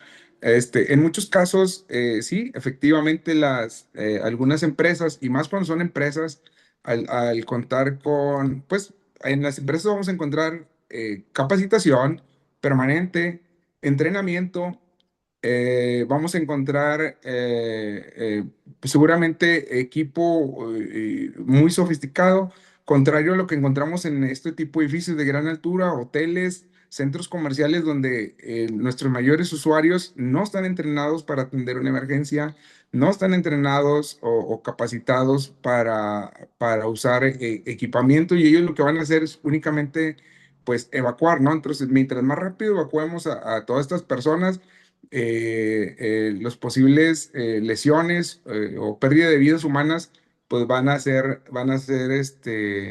fundamentales. Entonces, al menos en el tema de centros comerciales, hoteles, departamentos, lo ideal es que al momento de que un sistema de detección detecta que tenemos algún problema, evacuar de forma inmediata y después investigará, porque recuerden que también puede haber falsas alarmas, pero esto pues ya tendrá que revisarse si fue una falsa alarma o no, pero por lo pronto hay que evacuar. Muy bien, gracias. Y nuevamente tenemos un comentario adicional de este punto de Iván Palomares, cual agradecemos, y nos dice que independientemente a lo que señale alguna norma, una vez que se confirma el conato de incendio, debe de iniciarse la evacuación de inmediato. Correcto, Pues puede el retraso de ley, puede tener consecuencias lamentables, por lo que es importante tener medido el tiempo de evacuación también en los simulacros. correcto. Así es, lo que mencionamos. Américo Garza nos hace el comentario siguiente. Es común encontrar helipuertos elevados que no cuenten con el análisis de operatividad, pues la autoridad no lo avaló y sin embargo está en la plataforma y el edificio presume de contar con helipuerto. Saludos. Sí, ese fue un criterio que encontramos y la primera pregunta al propietario o al usuario fue ¿cuál era el criterio? O sea, ¿cuál era el criterio de este helipuerto? O sea, ¿iba a cumplir con la aseguradora? ¿Realmente quería quedar protegido? ¿O realmente quieres evitar que tu edificio tenga daños estructurales mayores? Ahora, recuerda que adicional al sistema de protección contra incendio, y el momento que se activa y tengamos una emergencia, hay que saber también hacia dónde vamos a canalizar esta agua que va a llevar, o esta espuma y agua, estos drenajes que van a llevar el combustible.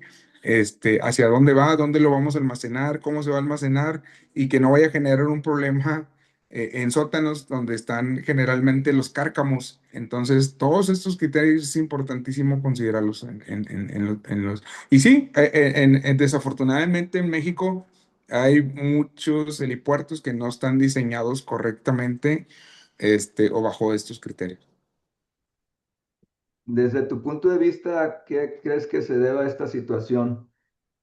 Es muy común, por ejemplo, encontrarnos que, como hacen mención, la referencia más confiable pudiera ser los estándares de NFPA, pero al no ser un estándar nacional, muchas de las veces la primera respuesta que te dan es que eso no aplica aquí en México porque es un estándar internacional. ¿Qué tendríamos que hacer aquí? ¿Reforzar nuestra normativa, nuestras legislaciones o al final de cuentas crear conciencia de que estos riesgos representan una adecuada protección?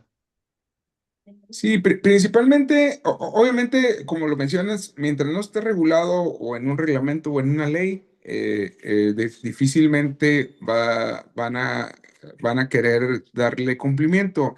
Y qué es lo que generalmente te indica muchas veces el propietario es por lo básico indispensable y solamente lo que esté por ley, ¿no?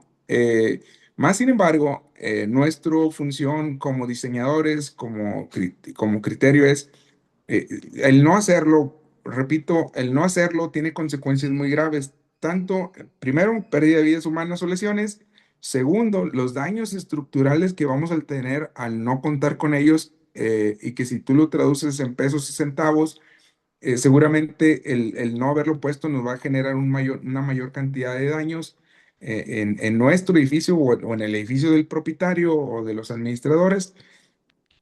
Y bueno, pues obviamente que las aseguradoras tampoco van a querer entrarle si no está realmente bien protegido, pero definitivamente hay que trabajar mucho en la legislación. Ya hay, al menos en México, hay trabajo iniciado para que algunas normas tomando de base NFPA, al menos para rociadores, para cuartos de bombas, se estén tomando, pero la más importante, creo yo, pienso yo, que me toca colaborar con autoridades es la información de la autoridad, capacitar a la autoridad. Si estas capacitaciones nosotros las estuviéramos replicando con las autoridades que se encargan de regular, llámese protección civil, bomberos, creo yo que pudiéramos llegar más rápidamente a crecer estos estándares para que ellos puedan tener un criterio de requerimientos en estos edificios y en estos lugares, independientemente que sigamos avanzando con los temas legislativos que son muy, muy largos, procesos muy largos, y que a veces sí, hasta que pasan emergencias como lo de Sonora, algunos responsables de estas políticas públicas empiezan a poner atención. Muy bien, gracias por tu comentario. Iván Palomares, nos comenta muy buena presentación y felicitaciones. Adriana Carrillo, excelente presentación e información. Confirmen por favor que estará disponible en la página de YouTube del organismo. Está confirmado, ahí va a aparecer. Américo Garza comenta, en el diseño de nuestros edificios no se considera la compartimentación y el humo y gases tóxicos se propagan en un incendio. ¿Quisieras comentar al respecto? Sí, y recuerden, y esto lo vemos en algunos casos, y cuando son muy buenos diseños o firmas muy reconocidas, esta división de compartimentos los vemos en los hospitales, para evitar la propagación, obviamente, de humo, gases tóxicos. Digo, para tomar todos más un criterio que la mayoría hemos estado en hospitales, ¿no? Vemos estas puertas de emergencia que de pronto lo vemos en los pasillos bueno, no puertas de emergencia, puertas divisorias en los pasillos y obviamente este es el criterio para que tengamos evitar esta propagación de una manera más rápida, tanto de humo, gases tóxicos o inclusive fuegos. Que acabamos de diseñar hacer una instalación en unas bodegas donde separaron con muros cortafuegos el área de producción y el área de almacenamiento. Entonces, pues obviamente esto a petición de la aseguradora. Esto pues obviamente ayuda a que si tenemos un fuego en alguna de las áreas, no tengamos la pérdida total de todo nuestro inmueble. Entonces, esto es importantísimo lo que menciona Américo. Muy bien. Ignacio Francisco Suazo Mesa, saludos. Pregunta que para sistemas de cómputo como data center, ¿qué tipo de gas se utiliza? Aquí hacer mención y si ponen atención al final de la presentación va a haber una invitación precisamente para el tema de data center. Más adelante les compartimos la información, pero si gustas, maestro Jorge, darnos tu opinión al respecto. inertes, que son los que se utilizan en estos sistemas. Un ejemplo es un FM200, por ejemplo, o sus equivalentes actuales, que son los que nos ayudan a proteger estas áreas. Se instalan los rociadores para estos sistemas, la ubicación de los tanques. Recuerden, bien importante, todo va calculado, en este caso en específico, los data center en cuanto a volumetrías de los espacios a cubrir para que realmente sean equipos eficientes cuando se activan, y que en algunos casos pueden ser equipos que requieren que, pues obviamente no haya una combinación de oficinas y el data center porque suprimen el oxígeno, ¿no? Algunos de estos gases inertes. Entonces, todos estos criterios de diseño los van a encontrar también en FPA. Gracias. Alejandro Hernández nos pregunta, ¿qué normas en México son las que se deben de cubrir para este tipo de sistemas contra incendio? Mira, en los criterios de diseño, al menos de lo que se maneja actualmente, normas es únicamente la NOM 002 y normas de la Secretaría de Trabajo, pero cuando tú lo pones o aplicas o lo quieres aplicar para algunos diseños, te indican que pues es más para el tema del trabajo y la verdad, les recuerdo, no está mal, pero está muy limitado, le falta mucho a la 02 para que realmente diseñemos sistemas confiables. Vuelvo y repito lo mismo, sistemas confiables. Está bien como una base, un criterio básico de diseño, pero a veces confunde mucho realmente a los diseñadores. Yo los invito a que investiguemos cada de estos códigos, normas. Recuerden, me toca estar como autoridad casi 20 años, estos 15 años asesorando y protegiendo la iniciativa privada, los edificios de iniciativa privada. Entonces, he estado de los dos lados y realmente yo siempre sigo de buscar qué hay más allá de primero de nuestro estado, de nuestro país, quién sí está haciendo bien las cosas, cómo podemos encontrar cosas que realmente funcionen y cómo brincar esa curva de aprendizaje de la pérdida de vidas humanas, y que omitir esos graves problemas. Desafortunadamente en México y en muchos países no documentamos las consecuencias graves y qué fue lo que falló. Eso permite que obviemos o omitamos muchos criterios de diseños y que realmente sean confiables, al menos en la pérdida de vidas humanas por quemaduras, explosiones, que hay en Latinoamérica y en nuestro país y en otras partes del mundo también, ¿no? Pero yo creo que de lo más confiable, y no son, es bien importante recalcar, NFPA no son normas americanas, son códigos internacionales, son estándares internacionales, normas que utilizan las aseguradoras específicamente para hacer las evaluaciones de los diseños de los lugares que ellos van a proteger o asegurar, y que como propietario o como responsable del inmueble o administrador estoy transfiriendo mi riesgo a la aseguradora, tanto en el caso de que haya personas lesionadas que puedan cubrirme ese criterio, como en el caso de que tenga daños por incendios, buscar que regrese o retornar parte de mi inversión, porque no va a retornar toda la inversión, y mucho menos cuando tú produces. Me tocó una empresa que producía X producto, se le recomendaron rociadores porque tenía gasificación y atmósferas explosivas, entre otros sistemas. Se le hizo muy caro X cantidad de dinero, voy a hablar de 20 pesos. Se viene el problema, hay un incendio, se pierde la planta. El problema no era la aseguradora de la planta, todo lo cubrió. El problema fue que la máquina con la que fabricaban el producto tardaba 2 años en volver a contar con una máquina de ese tipo. Es una empresa de distribución internacional. Obviamente, ¿qué ocurrió? Aunque recuperó parte de su inversión, 300 mil millones, algo así, no recuerdo, la pérdida de todo ese producto que dejó de producir y que tuvo que comprarlo a alguien más para poder cumplir con sus entregas, y volver a la normalidad después de 2 años, tanto en construcción como con el equipo. Entonces fue mucho mayor las pérdidas que realmente los daños que pudo recuperar por la aseguradora. Muy bien, continuamos. Néstor Martínez, siempre he tenido duda y no he encontrado quien me ayude. Me gustaría saber cómo protejo de la presión que ejerce la columna de agua al cuarto de bombas. Si tenemos un edificio de 20 pisos, por ejemplo, en 6 pulgadas, y la presión se eleva en 230 psi, supongamos en la parte más baja, y entre los pisos de abajo, 210, 190, etcétera. Para no estresar conexiones y tuberías, se debería de tener una presión regular de unos 150 en todos los pisos. Se colocan válvulas reguladoras entre pisos. Correcto, amigo, correcto. Digo, lo más recomendable es eso, instalar válvulas reguladoras entre piso para que tú le puedas asignar a cada piso la presión que se requiere.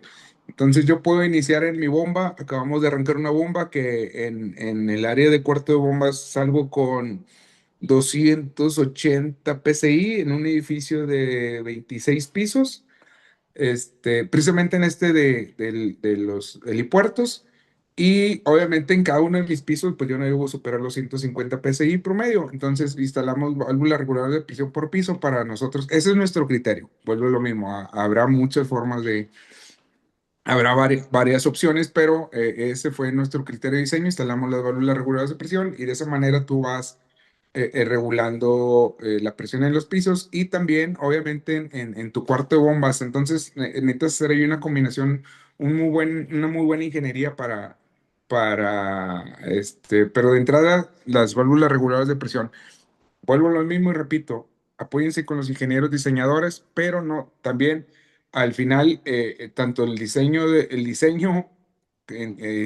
escritorio o en el cómputo, tenemos que evaluarla con la de campo, porque a veces tenemos que hacer cambios, porque en campo no siempre da también, no coincide con lo que se diseña, desde el escritorio o desde los sistemas. Entonces hay que hacer un trabajo ahí combinado, para poder que este sistema sea confiable.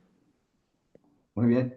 Aquí yo agregaría y hacer mención de que las especificaciones de los componentes deberían de resistir la presión para lo cual van a estar trabajando nuestros sistemas. Lo que quisiera decir es que, por ejemplo, en la parte de alta presión, que sería el cuarto de bombas y el alimentador principal, que va a tener presiones por el orden de 230 a 280 psi, los componentes deberían estar especificados para Correcto. esa presión. Y en las zonas de baja presión, donde ya vamos a tener regulada la presión, sí podemos especificar componentes para hasta 175 PSI. Correcto. Y certificados, bien importante que sean certificados porque ahorita ya también en el mercado hay mucho material no certificado.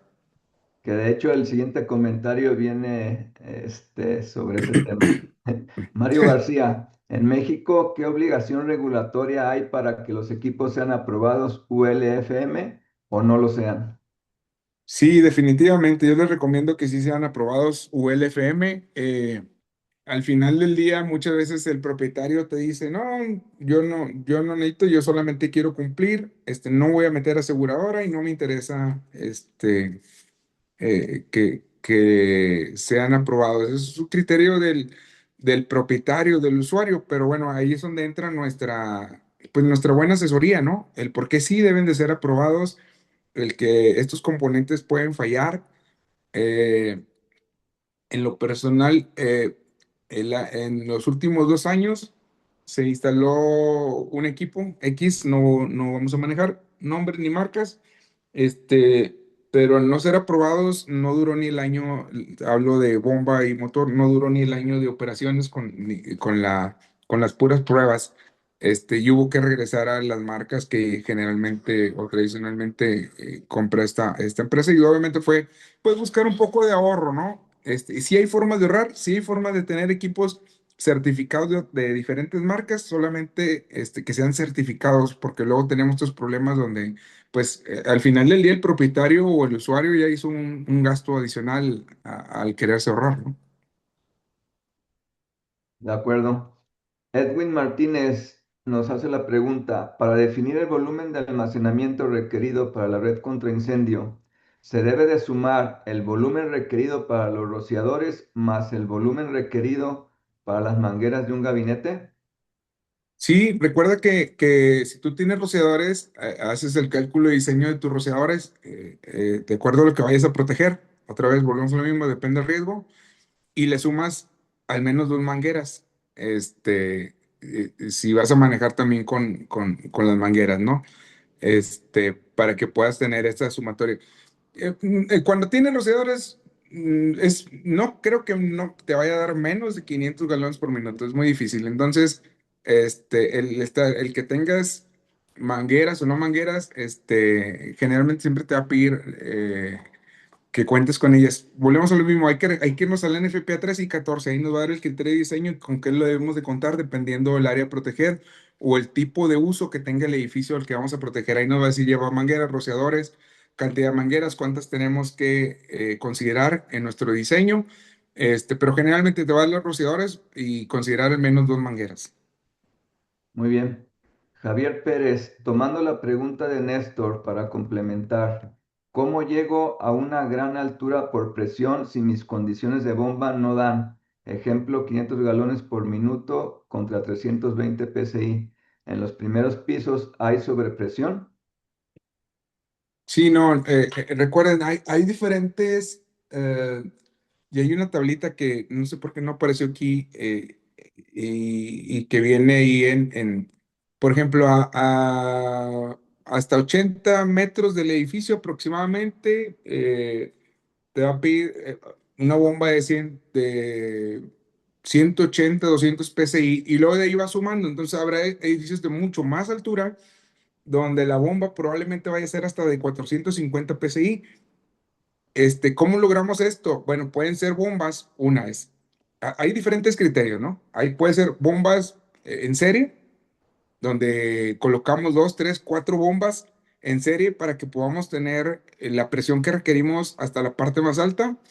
Hay bombas que se instalan a diversas alturas con su almacenaje también, que pueden estar en el piso, en planta baja, nivel tal y nivel tal, para que podamos tener la presión que se requiere y volumen en esos edificios. Hay motores con bombas, con una bomba que tiene diferentes salidas, o sea, en el mismo motor se manejan cuatro bombas donde una bomba tiene cierta presión y galonaje, otra bomba cierta presión y galonaje, otra, ¿por qué? Porque van a diferentes alturas, ¿no? O una sola bomba, si el edificio te lo permite, que te dé el galonaje y la presión que vas a ocupar hasta la parte más remota. Entonces, hay diferentes tipos de bombas. Pues repito, hay que trabajar con las ingenierías, y esa ingeniería te va a decir qué tipo de bomba ocupas pues hay varias formas de instalar estos sistemas. Entonces, y hay diferentes criterios ahí para los cuartos de bombas. Entonces, también todo esto lo podemos encontrar en los códigos de NFPANT. Bien, Francisco Lepe nos menciona una excelente presentación e información. Cristian Bautista, buenos días. ¿Cómo se determinan las tomas y mesas necesarias cuando se tienen varias zonas de presión? ¿Se colocan por cada zona regulada o una sola antes de la regulación? Saludos. Gracias. Haciendo un poquito nada más, regresándome un poquito al tema de la bomba, ¿qué sucedía si tenemos una de 500, y no nos da la presión? Definitivamente vas a tener que cambiarla. Si no te da en galonaje y presión, vas a tener que hacer el cambio de la bomba. Esas son las consecuencias de no haber diseñado al inicio correctamente. Entonces, o agregarle una bomba apropiada, que si te lo permite hacerlo en serie, o sea, esa bomba impulsa a otra bomba para que te pueda dar el galonaje y presión, o una bomba adicional para que donde requieras mayor presión, esta segunda bomba suministre esta otra área. Nomás para cerrar el anterior comentario. Y en este último era el de las ubicaciones de las tomas y mesas.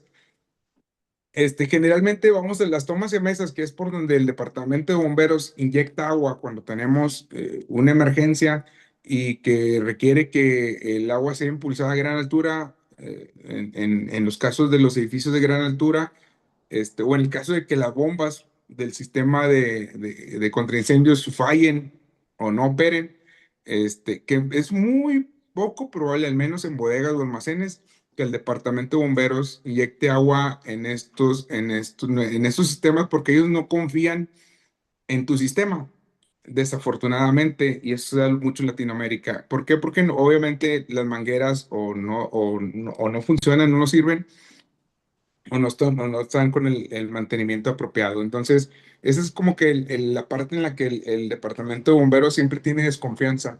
Pero bueno, la ubicación puede ser el cuarto de bombas, pueden ser en las fachadas principales, pueden ser en las cuatro laterales de nuestro edificio.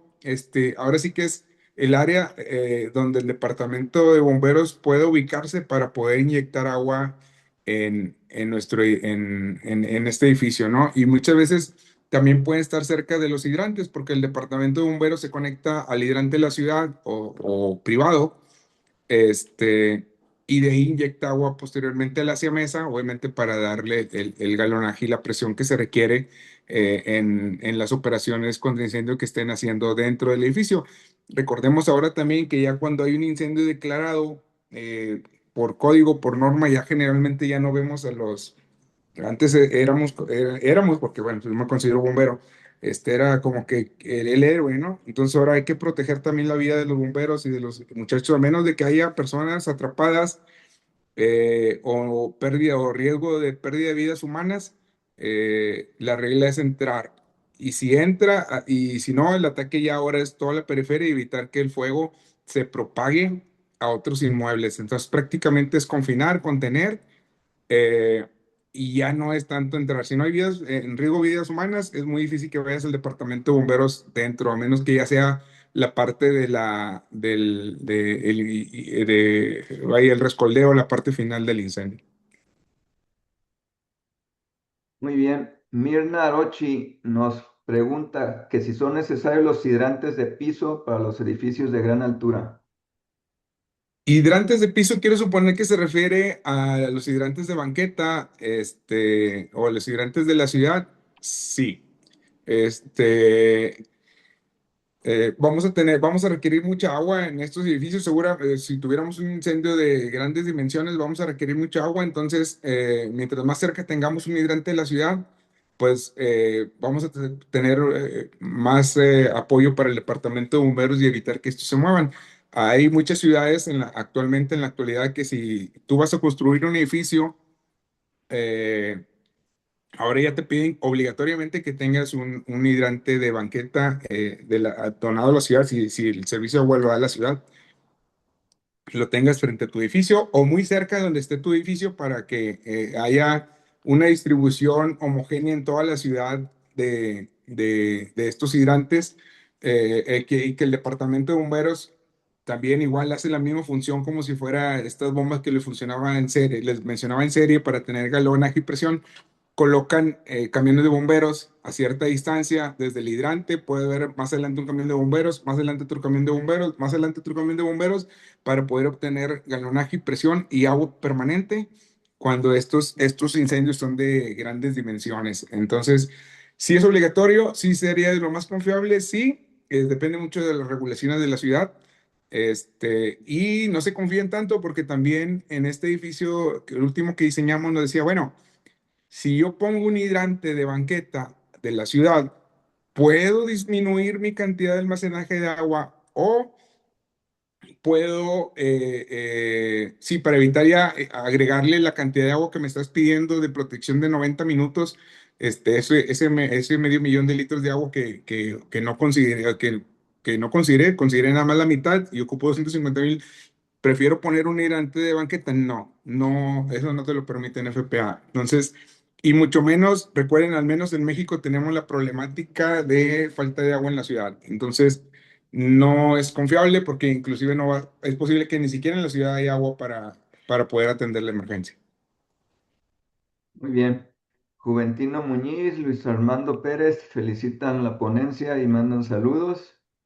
José Luis Mendoza, buenos días. En edificios de gran altura, ¿cuáles son las presiones máximas que deben de manejar en las redes principales?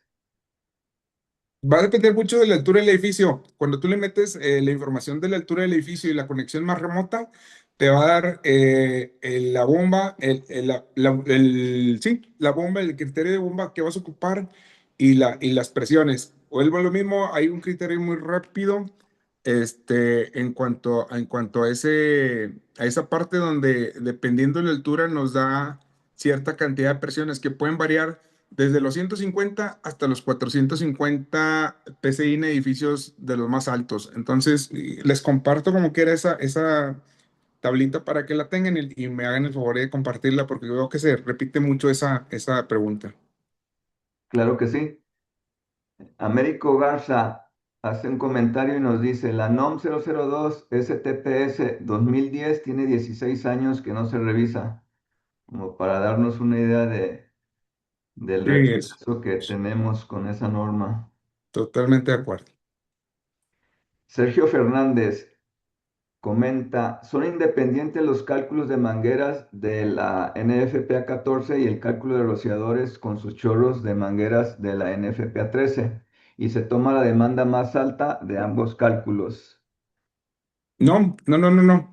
NFPA 13 te indica el cálculo de los rociadores y cuánto le tienes que sumar de las mangueras, dependiendo lo que vayas a proteger.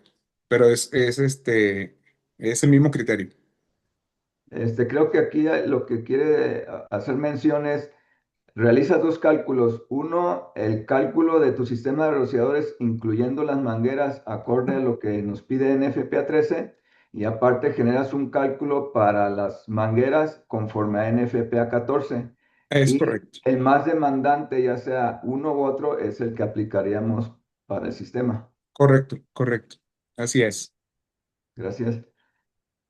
Benjamín Núñez, me tengo que retirar. Gracias por la presentación y comentarios. Sergio Fernández, ya estamos en las últimas. Son dos conexiones de bomberos por zona. Cada entrada de 2,5 te da 250 galones hasta que cumplas con el total del equipo de bombeo. Es el comentario que nos hace Sergio Fernández. Claro. Américo Garza, nos vemos en la Expo 2026 en Las Vegas, que ya está invitándonos. Por allá nos vemos, Ahí nos Américo. vemos, claro. José Francisco Castro, felicidades por la ponencia. Sergio Fernández, con respecto a la pregunta anterior, la presión máxima para las redes de la red contra incendio en edificios de gran altura está limitada a 400 PSI, que Correcto. concuerda con lo que nos habías mencionado, Jorge. Es correcto. 400 y piquito, un poquito más, pero ahí anda. Sí, correcto. Y comenta adicional, en tuberías verticales sin conexiones, es decir, solo la tubería que sube sin salidas ni nada, podría ser hasta 600 PSI. Correcto. Ya vas Gracias. derivando con las válvulas de sobrepresión. Es correcto. Gracias, Sergio. Pues ya no tenemos más preguntas, también ya estamos sobre el tiempo, entonces podemos continuar con la sesión. ¿Nos ayudas, Gabriel?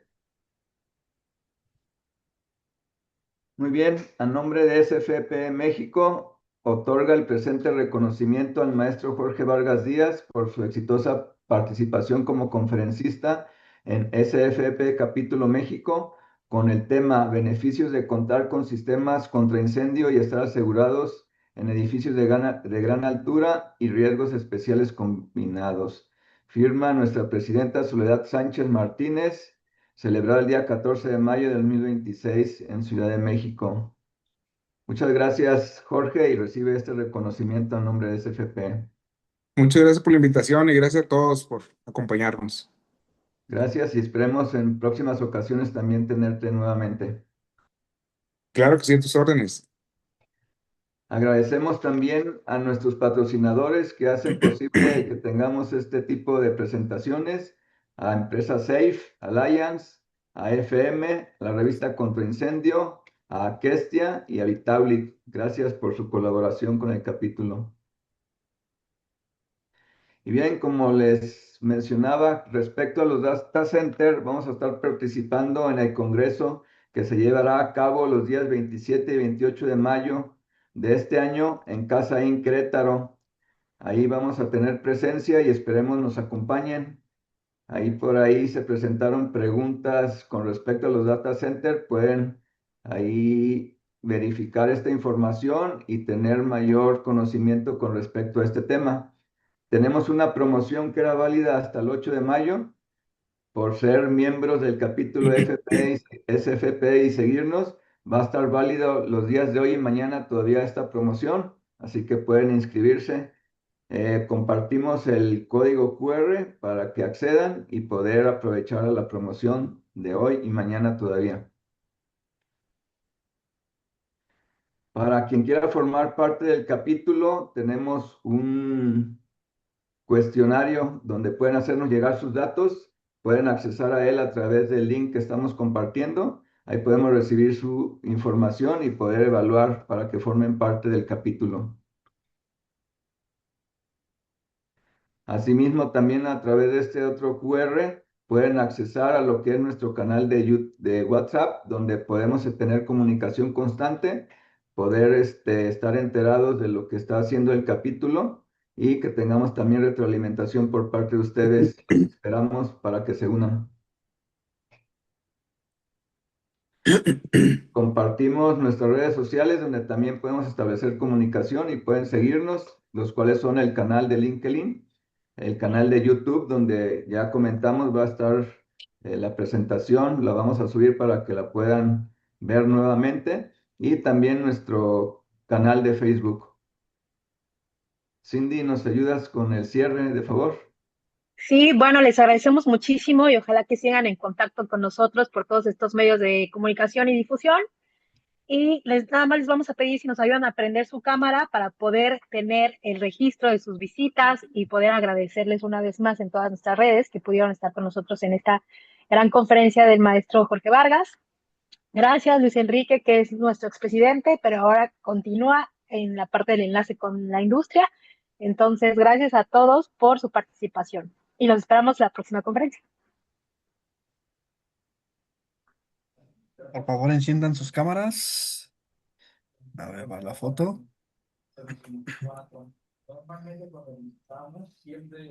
Foto.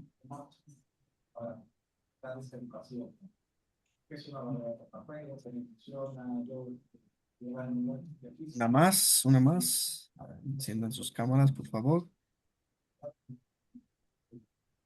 Una, dos, tres.